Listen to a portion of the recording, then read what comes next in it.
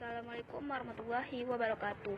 Nama saya Naswarika Miller dari kelas 11 Tata Busana 2. Di sini saya akan menjelaskan pentingnya kehidupan yang demokratis di Indonesia. Pentingnya kehidupan yang demokratis di Indonesia.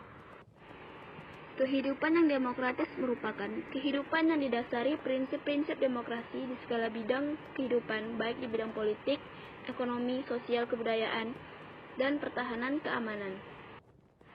Fungsi kehidupan demokratis dalam kehidupan kenegaraan salah satunya terjalinnya komunikasi yang akrab dan harmonis antara pejabat dengan pejabat dan antara pejabat dengan rakyat.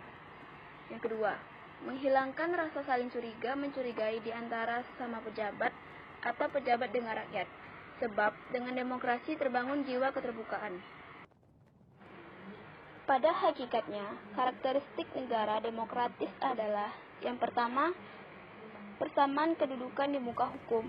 Yang kedua, partisipasi dalam pembuatan keputusan. Yang ketiga, distribusi pendapatan secara adil. Yang keempat, kebebasan yang bertanggung jawab. Persamaan kedudukan di muka hukum. Hukum harus adil dan benar. Tidak boleh pandang bulu. Siapa yang salah, dihukum sesuai dengan ketentuan yang berlaku. Maka, ditunjangkan dengan adanya aparat penegak hukum yang tegas dan bijaksana. Partisipasi dalam pembuatan keputusan. Aspirasi dan kemauan rakyat harus dipenuhi dan pemerintahan dijalankan berdasarkan konstitusi yang merupakan arah dan pedoman dalam melaksanakan kehidupan bernegara. Distribusi pendapatan secara adil. Dalam negara demokrasi, semua bidang dijalankan dengan berdasarkan prinsip keadilan, termasuk di dalam bidang ekonomi. Semua warga negara berhak memperoleh pendapatan yang layak. Karakteristik negara demokrasi yang terakhir yaitu kebebasan yang bertanggung jawab. Ada 4 kebebasan yang sangat penting, yaitu 1. Kebebasan beragama. Yang kedua, kebebasan pers. Ketiga, kebebasan mengeluarkan pendapat. Yang keempat, kebebasan berkumpul. 4 kebebasan tersebut ialah hak asasi manusia yang harus dijamin keberadaannya oleh negara. Akan tetapi, di dalam pelaksanaannya mesti bertanggung jawab.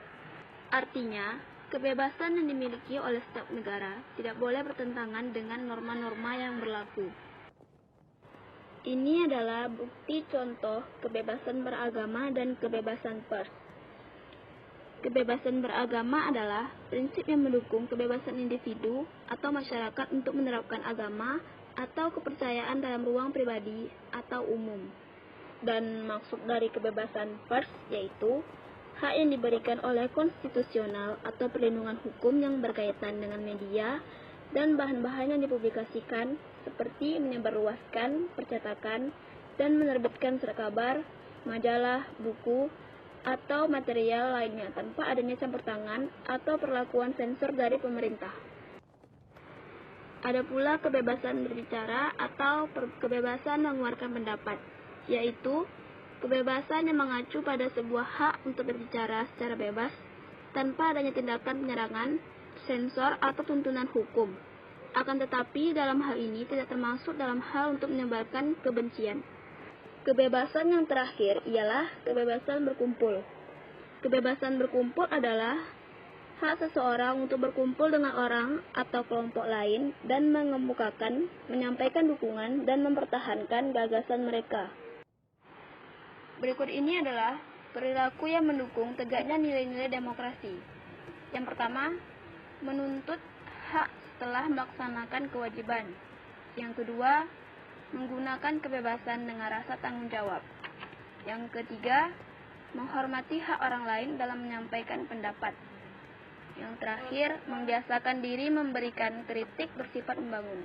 Nah, jadi kita sebagai penerus bangsa dan sebagai ujung tombak dalam berusaha menegakkan nilai-nilai demokrasi, sudah semestinya mendemonstrasikan peran serta dalam usaha mewujudkan kehidupan yang demokratis.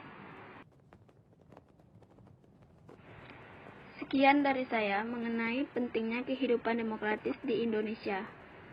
Apabila ada kekurangan dan salah kata, mohon dimaafkan. Wassalamualaikum warahmatullahi wabarakatuh.